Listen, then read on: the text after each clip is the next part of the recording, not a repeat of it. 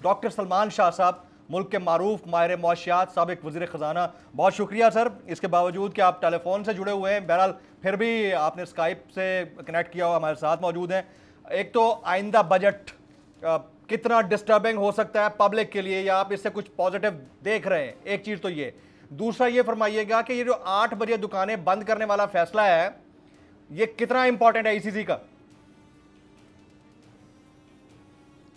देखिए, अब हमें ये देखना है कि इस वक्त मुल्क बेयकीनी जो है कहाँ पे है, और बेयकीनी जो होती है ये इक्तसादी अमूर के लिए कातिल ज़ेर कातिल होती है।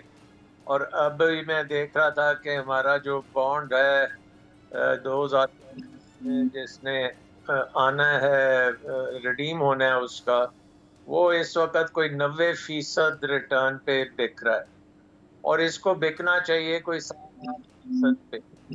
तो इतनी ज्यादा जो बेयकीनी की वजह से ये जो रिस्क प्रीमियम पाकिस्तान का बना हुआ है वो पाकिस्तान की इकोनॉमी को तबाह कर रहा है। उसकी वजह से ना तो पाकिस्तान अपने कर्जों के बारे में कोई बातचीत किसी से कर सकता है, ना अपने कर्जों को रीशेड्यूल कर सकता है, ना रीफाइनेंस कर सकता है।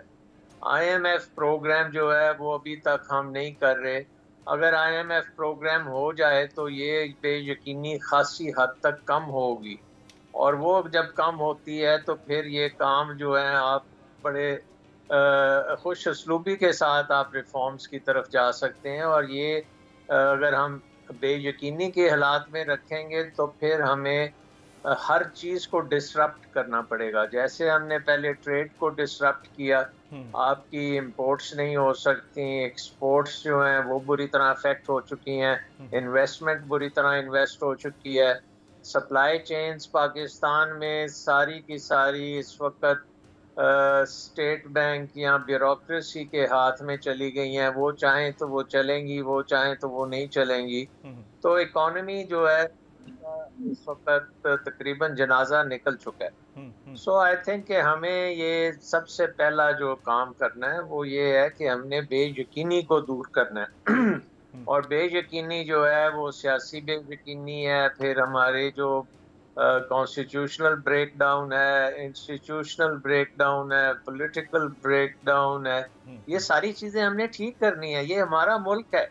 ये मतलब इस वक्त हमें अपने बस मुल्क का सोचना चाहिए कि इसको हमने पांव पे खड़ा करना है और इसको डिफॉल्ट वगैरह से बचाना है, और हमने इसको इंतशार से बचाना है। आई थिंक कि ये अब हमें बिल्कुल इस पे फोकस करना चाहिए।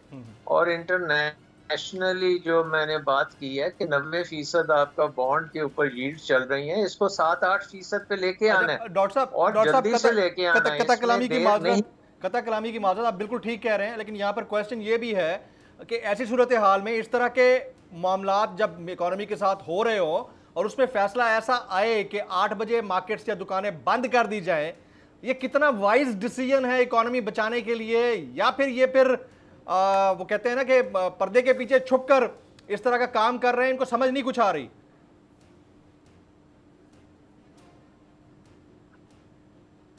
देखिए, इससे तो डिस्रप्शन तो डेफिनेटली और ज्यादा होगी। हाँ, इकोनॉमिक डिस्रप्शन होगी। अब आप देखें कि शाम को बहुत से रेस्टोरेंट्स होते हैं, उसमें बेशुमार एम्प्लॉयमेंट होती है, उनकी छुट्टी हो जाएगी। जितने बेरोजगारी होगी वो बहुत बढ़ जाएगी। रिटेल में आपको पता है कि अगर रिटेल में सेल्स नहीं होंगी तो पीछे से प्रोडक्शन भी बंद हो जाएगी, पूरी वैल्यू चेन जो है वो डिस्टर्ब होती है।